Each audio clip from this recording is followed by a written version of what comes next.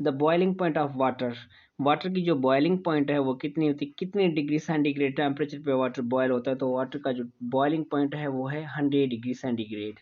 तो हमारे पास ऑप्शन है बी करेक्ट। मूव करते हैं क्वेश्चन नंबर सेकंड की तरफ। A property of a system which is independent amount of material, एक ऐसी प्रॉपर्टी सिस्टम की जो इंडिपेंडेंट होती है अमाउंट ऑफ मटेरियल पर, वो डिपेंड नहीं करती अमाउंट ऑफ मटेरियल कितना मटेरियल, तो वो है इंटेंसिव प्रॉपर्टी। ये इंडिपेंडेंट अमाउंट ऑफ मटेरियल पे, ये इंडिपेंडेंट होती है अमाउंट पे डिपेंड नहीं करती। ये प्रॉपर्टी होती है सिस्टम की जो किसी भी अमाउंट पे डिपेंड नहीं करता, तो वो है हमारे पास ए इंटेंसिव प्रॉपर्टी। मूव करते हैं क्वेश्चन नंबर 3 की तरफ। Which of the following which of the following is intensive property.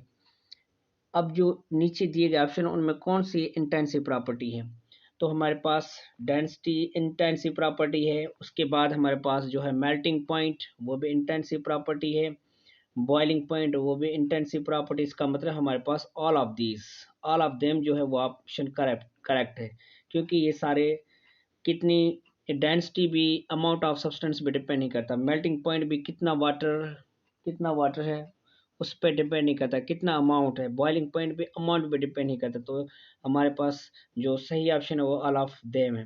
Which of the following intensive property, ये इंटेंसिव प्रॉपर्टी होती है जो इंडिपेंडेंट होती है अमाउंट ऑफ मटेरियल पे, तो ये सारे डेंसिटी भी है, मेल्टिंग पॉइंट भी है, बॉइलिंग पॉइंट है, तो ये सारे के सारे इंटेंसिव प्रॉपर्टी है। मूव करते हैं क्वेश्चन नंबर 4 की तरफ। which of the following property which of the following properties are example of extensive property। अब नीचे दिए गए उसमें कौन सी एक्सटेंसिव प्रॉपर्टी ऐसी प्रॉपर्टी होती है जो डिपेंड करती है अमाउंट ऑफ मटेरियल पे, अमाउंट ऑफ द सब्सटेंस पे। तो मास है, वॉल्यूम है, मोल नंबर या नंबर ऑफ मोल है, तो इसका जो सही ऑप्शन है वो हमारे पास ऑल ऑफ देम। ये सारे के सारे ये एक्सटेंसिव प्रॉपर्टी है जो डिपेंड करते हैं अमाउंट ऑफ मटेरियल पे। तो ये भी अमाउंट ऑफ मटेरियल पे डिपेंड करता है, वॉल्यूम भी अमाउंट ऑफ मटेरियल पे डिपेंड करता है, नंबर ऑफ मोल या मोल नंबर्स ये भी डिपेंड करते हैं अमाउंट ऑफ सब्सटेंस या मोल मटेरियल पे। तो मूव करते हैं क्वेश्चन नंबर 5 की तरफ। Energy can neither be created not destroy, it change its form from one form to another form. Energy एक फॉर्म होता है, एनर्जी को ना हम बना सकते हैं ना उसको डिस्ट्रॉय कर सकते हैं। तो ये लॉ कौन सा किसने ला दिया था, ये ओम्स लॉ ने दिया था, फर्स्ट लॉ ऑफ थर्मोडायनामिक्स ने दिया था, second law of thermodynamics Coulomb's law ने दिया था, नहीं। तो इसका जो सही जवाब है वो है हमारे पास first law of thermodynamics. First law of thermodynamics कहता है कि एनर्जी एक ऐसा फॉर्म होता, एनर्जी एक फॉर्म है, एनर्जी जो है उसको ना हम बना सकते हैं ना उसको क्रिएट कर सकते हैं ना उनको डिस्ट्रॉय कर सकते हैं। तो एनर्जी क्या होती है, एक फॉर्म से दूसरी फॉर्म में ट्रांसफर होती है, काइनेटिक एनर्जी कन्वर्ट होती है, potential energy again will be converted into kinetic energy. तो मैकेनिकल एनर्जी हमारी कन्वर्ट होती है इलेक्ट्रिकल एनर्जी में, तो ऐसे एनर्जी एक फॉर्म से दूसरे फॉर्म में कन्वर्ट होती है। तो मूव करते हैं क्वेश्चन नंबर, और ये एक फॉर्म से दूसरे फॉर्म में कन्वर्ट होती है, लेकिन टोटल अमाउंट जो होता है एनर्जी का वो सेम रहता है, वो स्टेटमेंट दी थी फर्स्ट लॉ ऑफ थर्मोडायनामिक्स ने। मूव करते क्वेश्चन नंबर 6 की तरफ। साइन डेल्टा एच, अब हमारे पास डेल्टा जो एच है हमारे पास डेल्टा एच, ये अगर हमारे पास ये नेगेटिव है तो उस इसका मतलब कि हमारे पास हीट लिबरेट हो रही है, हीट इमिट हो रही है, तो उस प्रोसेस को कहते हैं हम एक्सोथर्मिक प्रोसेस। एक्सोथर्मिक प्रोसेस एक ऐसा प्रोसेस होता है जिसमें हीट लिबरेट होती है, इमिट हो रही होती है, रिलीज हो रही होती है। तो ऐसी प्रॉपर्टी अमाउंट किसी भी इस मतलब कि डेल्टा एच जब होता है उसमें जब नेगेटिव होता है तो ये हीट रिलीज हो रही होती है, तो उसको हम कहते हैं एक्सोथर्मिक प्रोसेस। और अगर डेल्टा एच पॉजिटिव हो हमारे पास, delta delta means H, enthalpy में अगर चेंजिंग जो पॉजिटिव आ रही है तो उसको हम कहते हैं एंडोथर्मिक। तो यहाँ पे हमसे पूछा delta H is negative, negative है तो इसका मतलब हमारे पास एक्सोथर्मिक रिएक्शन है। मूव करते हैं क्वेश्चन नंबर नेक्स्ट की तरफ। Which of the following reaction is known as the both way reaction, कौन सी रिएक्शन है जो बोथ वे रिएक्शन होती है।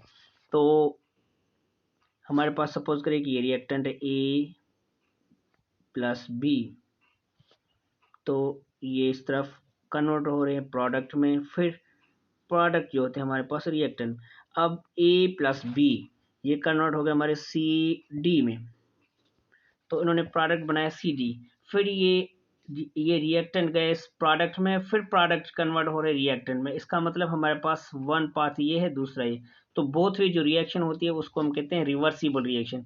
ये बार बार रिवर्स हो रही होती है, फॉरवर्ड रिएक्शन, बैकवर्ड रिएक्शन। इसको हम forward reaction, forward and backward reaction भी कहते हैं, क्योंकि ये forward reactant A and B convert हो रहे हैं प्रोडक्ट में, जिसमें हमारा सपोज करें हमारा प्रोडक्ट बन रहा है C D, again C D जो वो कन्वर्ट होते हैं रिएक्टेंट ए एंड बी में।